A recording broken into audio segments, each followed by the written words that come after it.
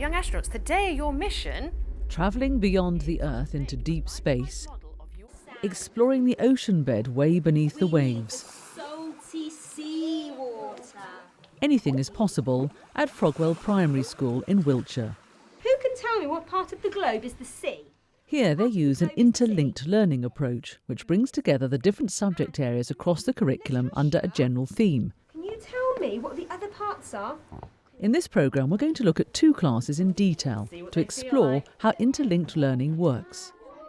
Why did Frogwell School decide to adopt this approach? The attraction to interlinked learning is the whole idea that you can personalise the curriculum for the children of the school, so that you then were linking together elements of learning, which is how we all believe that children actually learn. The classrooms are transformed into stimulating environments which reflect the term's theme.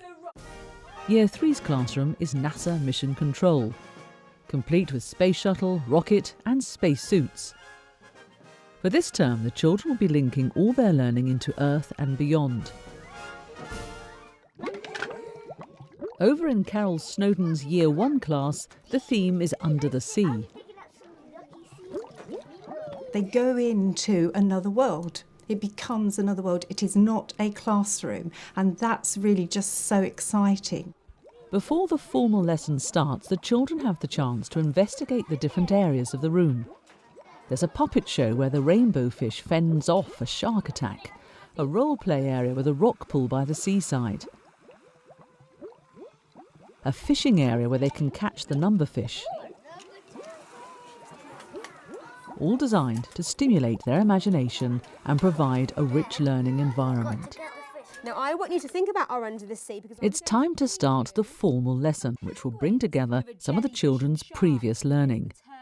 The use of describing language and science and the geographical skills they've started to develop looking at physical and human features. In this lesson, the children are introduced to poetry for the first time. The jellyfish just loves to jiggle, which other fish think is quite dumb. She knows that it's not all that useful, but jiggling's very good. Well done all. Hey, what's special about this book? What can you hear in this book? Jasmine. A rhyme. You can hear rhyming. Shark. I swim with a grin up to greet you. See how my jaws open wide. Why don't you come a bit closer? Please take a good look inside.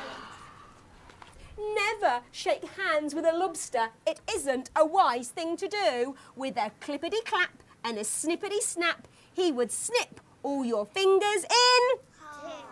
Ooh, which word rhymes half or two? Two. Well done.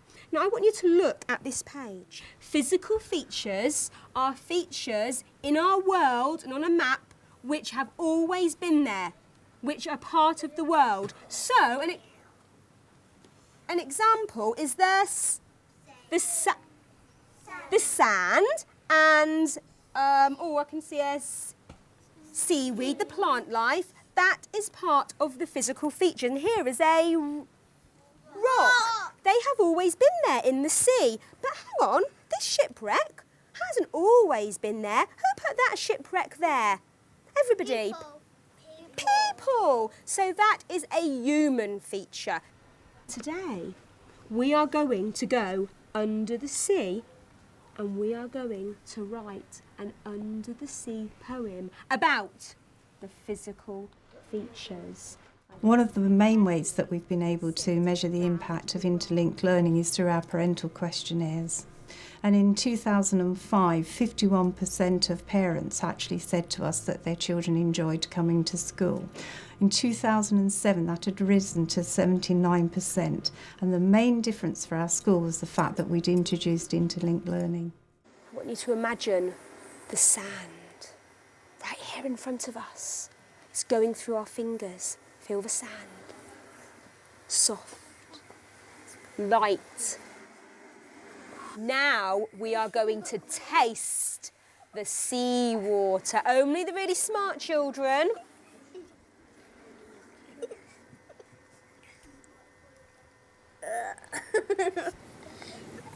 What can you taste? Sand. You can taste sand, can you? Ooh, what else can we taste in our seawater?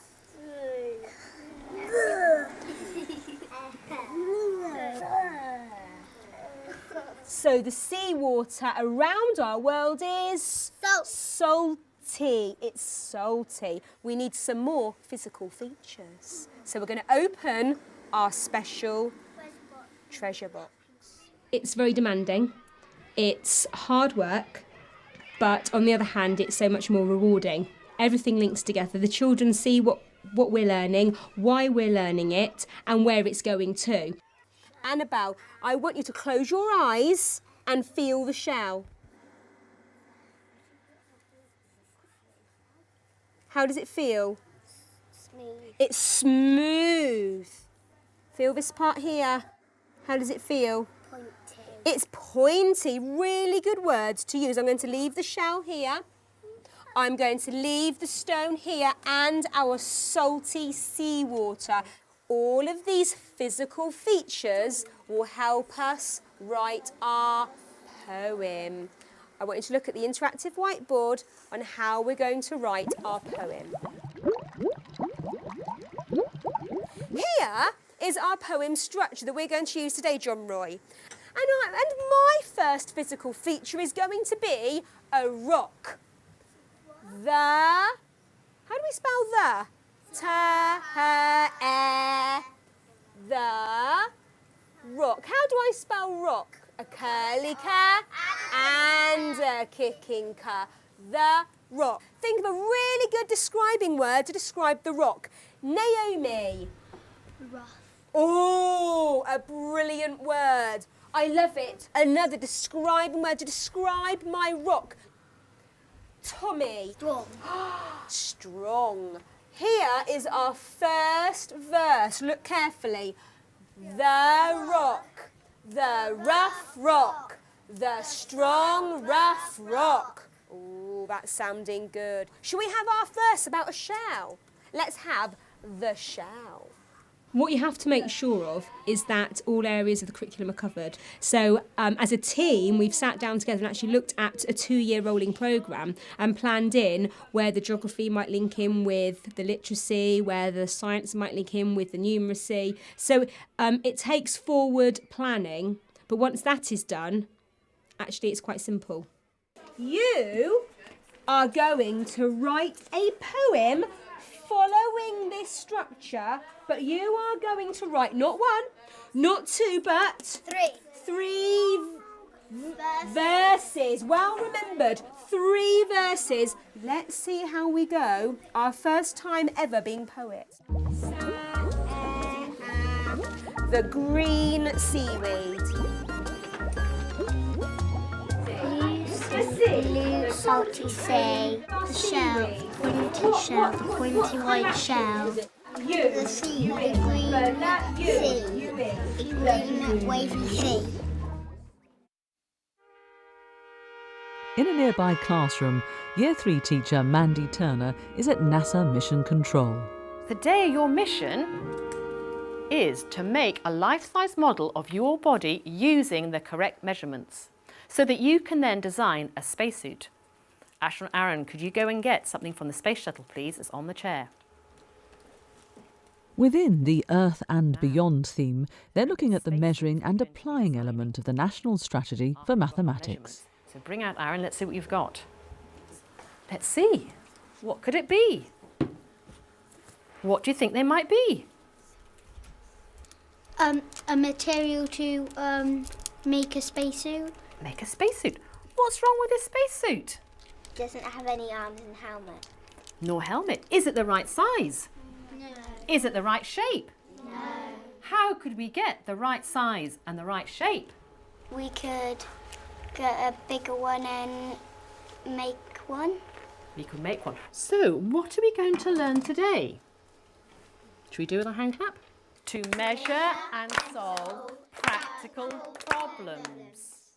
What do you think we would need to help us get these measurements correctly on our piece of card? Young astronaut George. A tape measure. William. A pencil. Anything else? Some tape to stick it together. Who would like to wear one of these outfits? See what they feel like. The children are so motivated. They're eager to learn. They are questioning themselves about their own learning. They're investigating. They are just enthused. Now remember, in your pairs, who you're making the model of. Off to your mission. Elbow to shoulders next.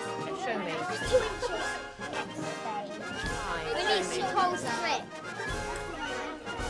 2. Go for it. Aaron, right. So we need to cut that bit. With the practical side of the lesson over, it's time to reflect on how the children applied their measuring skills. OK, children, astronauts, your mission is now over. And I know you've been really, really busy trying to get your models made. And we've got one model that's been completed by Lydia and William. But let's first of all think about some of the things you may have had problems with. What problems did you come across? Came across some kerfuffles because we sometimes we got one of the things what we done wrong because we got it we made the shoulders really big, so then we had to start all over again. OK. What problems did you come across, Matthew? Just in case you went over with the tape measure or ruler. So your measurement became too big, or sometimes too small, maybe? Well done. All right, now let's have a look at the model that Lydia and William have managed to complete. Lydia, like to stand up? That's Lydia. Do we think this is a good fit with model with Lydia? Yes. Yes. Why do you think so? Every bit's where it's supposed to be, and it's all in the right order, what they did it in. Now, astronauts, did you have any problems making that model? Yes, because when we was going to make the shoulder bit, we got a bit that was too small, but then we had to add on a little bit at the end. So was your original measurement correct? No. So did you need to double check your measurements? Yep. Well done. The children obviously enjoy this approach, but what about the teacher? It makes teaching exciting, it gives you a purpose, and it motivates you as a teacher. Do you think you're going to be able to make your spacesuits? Yes! Well done, children. You've completed your mission. The two most rewarding elements of this approach are firstly the fact that children, staff and parents are so motivated and interested and actually engage in learning and want to be part of the process. And secondly, it's the fact that as a school we've got ownership of the curriculum, which means that we can actually fit it to how our children learn best.